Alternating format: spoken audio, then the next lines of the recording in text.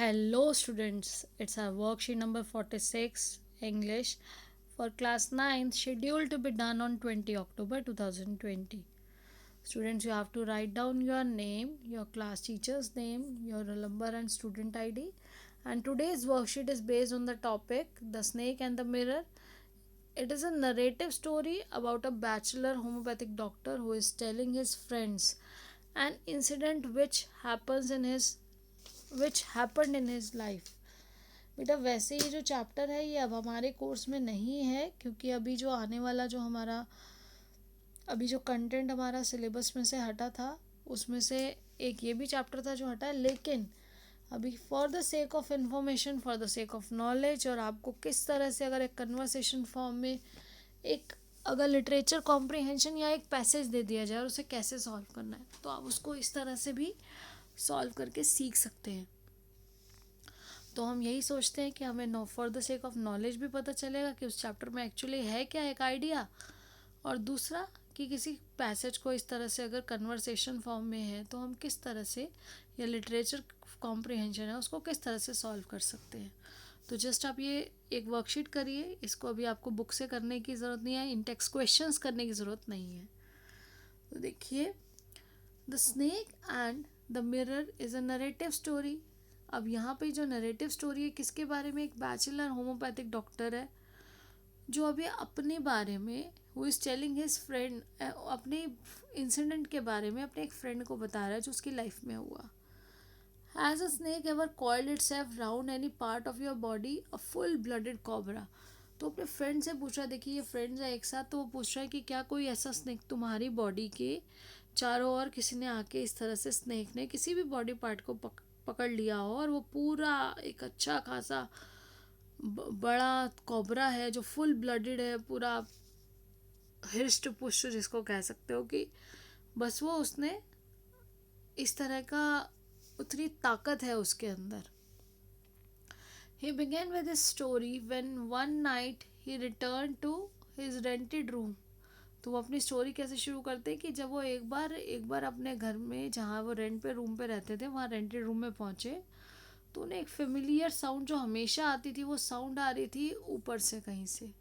The room was not electrified, तो वहाँ बिजली नहीं थी, सो ही लाइटेड अ केरोसिन लैम्प। उसने एक केरोसिन लैम्प जलाया क्योंकि वहाँ बिजली नहीं थी। Then took off his black coat, white shirt and not so white vest, hung them up.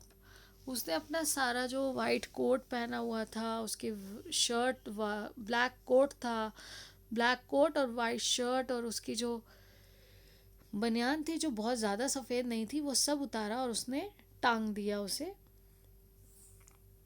अब उसके later when he could not sleep, जब उसे नींद नहीं आ रही थी थोड़ी देर, he took a stroll outside and came back. वो बाहर सैर करके आया, बाहर कमरे के बाहर एक राउंड लगा के घूम के आया थोड़ा बहुत।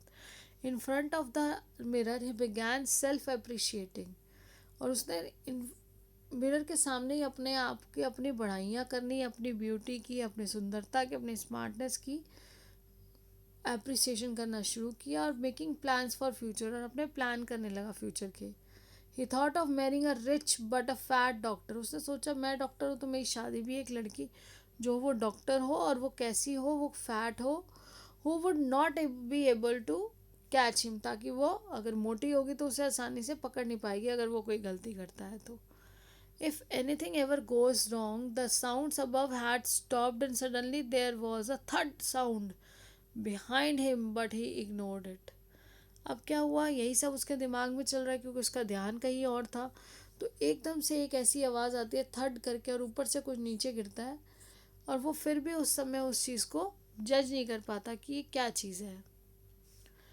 अब देखिए, now he was sitting on a chair and try to look behind for the reason of the sound. वो एक चेयर पे बैठा है और वो उस साउंड के रीज़न को देखना चाहता है कि आखिर आवाज़ क्यों आई। Suddenly a snake wriggled over the back of the chair and landed on his shoulder।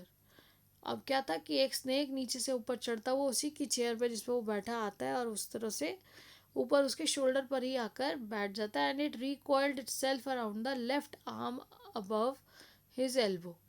अब उसका क्या था, एल्बो से ऊपर का हिस्सा जो है उसमें लेफ्ट आर्म में वो पूरा आके कॉइल फॉर्म में आके बैठ जाता है and it recoiled itself around his left arm above the elbow. In this situation, when he was left with no choice, realized dawned upon him that he was a simple and poor, foolish, stupid doctor. तो अब वो कुछ नहीं कर सकता था, वो ये रियलाइज़ कर रहा था कि वो कुछ नहीं है, वो एक बेवकूफ़ सिंपली एक गरीब बेवकूफ़ स्टूपिड मूर्ख डॉक्टर है. क्योंकि जब बेटा वो एनालाइज करता है तो ना तो उसके पास कोई उससे बचने की दवा है, ना उसने उस समय ध्यान रखा कि ये किस बात किस तरह की साउंड है. तो अब देखिए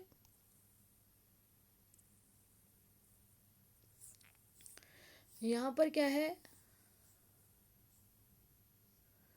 at that very moment the snake turn and saw it's reflection in the mirror.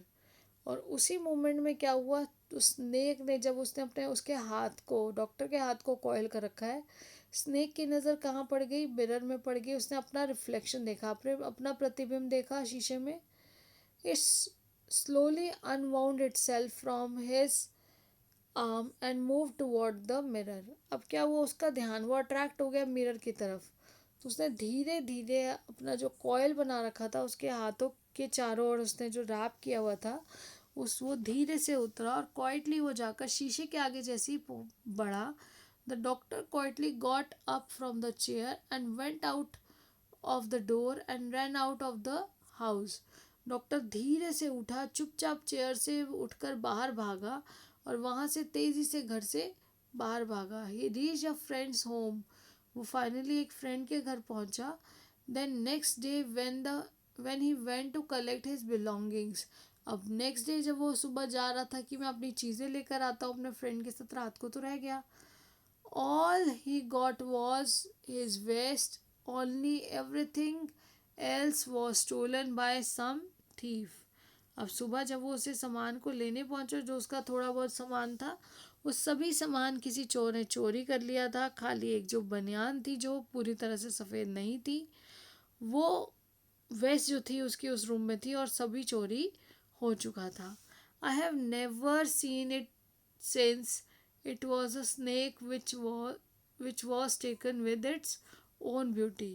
वो कहते मैंने उसको दोबारा कभी नहीं देखा, लेकिन जिस तरह से ये अपनी ब्यूटी को अप्रिशिएट कर रहा था, तो अब वो स्नेक था जो उसी तरह से उस मिरर के आगे जब गया तो तभी किसी तरह से जो नरेटर है वो बच सका.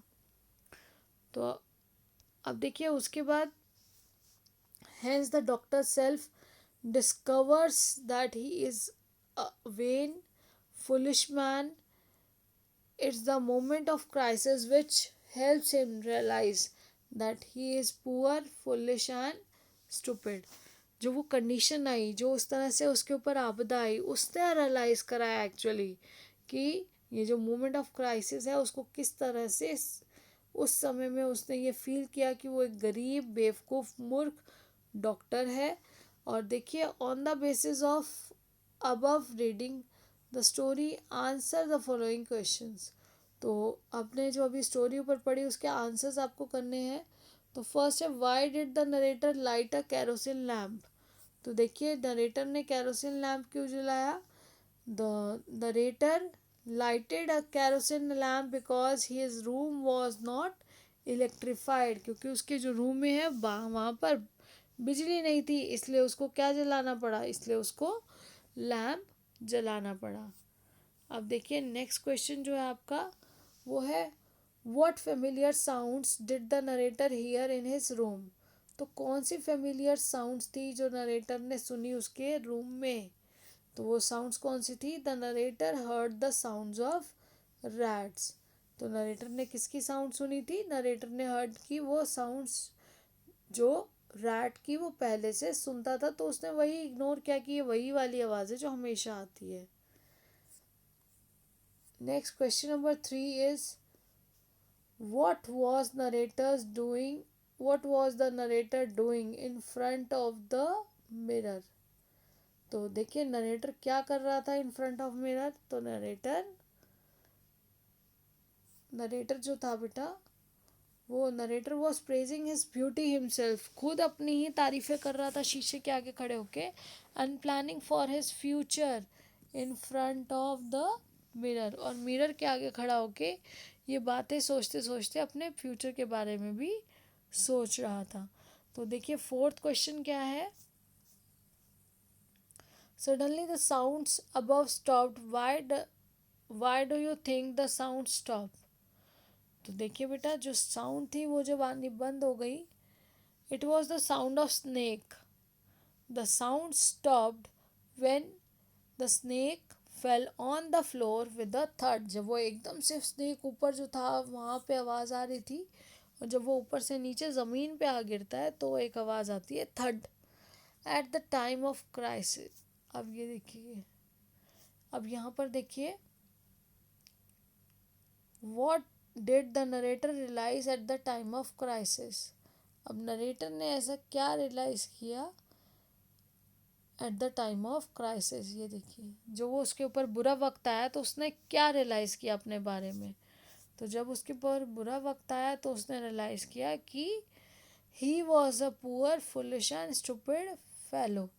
तो यहाँ देखिए, at the time of crisis the narrator realise that he was a poor foolish and stupid fellow. अब देखिए नेक्स्ट क्वेश्चन है क्वेश्चन नंबर 6।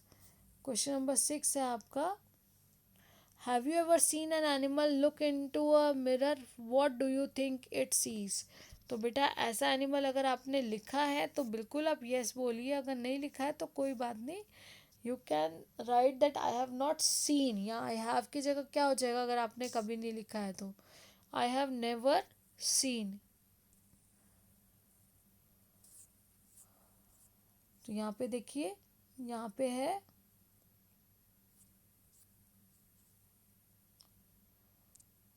अगर आपने नहीं देखा तो आई हैव नेवर सीन करेंगे, और अगर आपने देखा है जैसे मैंने देखा है एक रैबिट को, और साथ ही साथ मैंने एक पपी को, डॉग के पपी को भी देखा है मिरर में देखते हुए, और वो ऐसे उसके साथ अच्छे से खेल रहे होते हैं उस मिरर को देख के भी। I think they were looking their reflection as other animal. मुझे लगता है कि एनिमल्स जो बेटा देखते होंगे प्रतिबिंब अपना ही देखते हैं शीशे में, तो सोचते हैं कि कोई एक नया एनिमल है। इससे अगला जो 7 क्वेश्चन है वो है व्रिगल, लैंडिंग, सिटिंग एंड लुक। तो ये सब क्या है, ये सब वर्ब हैं, ये सब क्रियाएं हैं। तो ये सब क्या है, वर्ब्स हैं। Antonym of crisis, antonym of crisis यानी कि आपदा का अपोजिट क्या हो जाएगा, प्रॉब्लम का, परेशानी का, तो उसका हो जाएगा opposite peace. Antonym of antonym of crisis is peace. तो देखिए बेटा इस तरह से आपकी ये जो वर्कशीट है ये कंप्लीट होती है, और आपको एक आइडिया दे दिया गया इस चैप्टर की समरी का। तो अभी आप इस चैप्टर को जस्ट अपने नॉलेज के लिए पढ़ना चाहें तो पढ़ सकते हैं, नहीं तो ये सफिशिएंट है कि आप बस ये वर्कशीट करिए, इसके क्वेश्चन आंसर्स करिए, और अभी इन टेक्स्ट क्वेश्चन करने की ज़रूरत नहीं है। लेटर ऑन जैसा इंस्ट्रक्शंस आएंगी उस तरह से आप इसको इलेबोरेट कर सकते हो। तो आज का आपका CAB मैसेज जो है बेटा, Covid appropriate behaviour, wash your hands with soap and water regularly. तो आपको सारी गाइडलाइंस फॉलो करनी है, खुद भी ठीक रहना है और अपने नियर एंड डियर वंस को भी ठीक रखना है, और हम सब अब टोकेंगे, कोरोना को फैलने से रोकेंगे। हम सब किसी को भी बिना मास्क के देखेंगे तो टोकेंगे, और कोरोना यानी कि कोरोना वायरस को फैलने से, जो कोविड-19 का कॉज है, तो कोविड-19 को फैलने से रोकेंगे। तो इस तरह से बेटा keep in touch, stay blessed, stay happy. Thank you, have a nice day.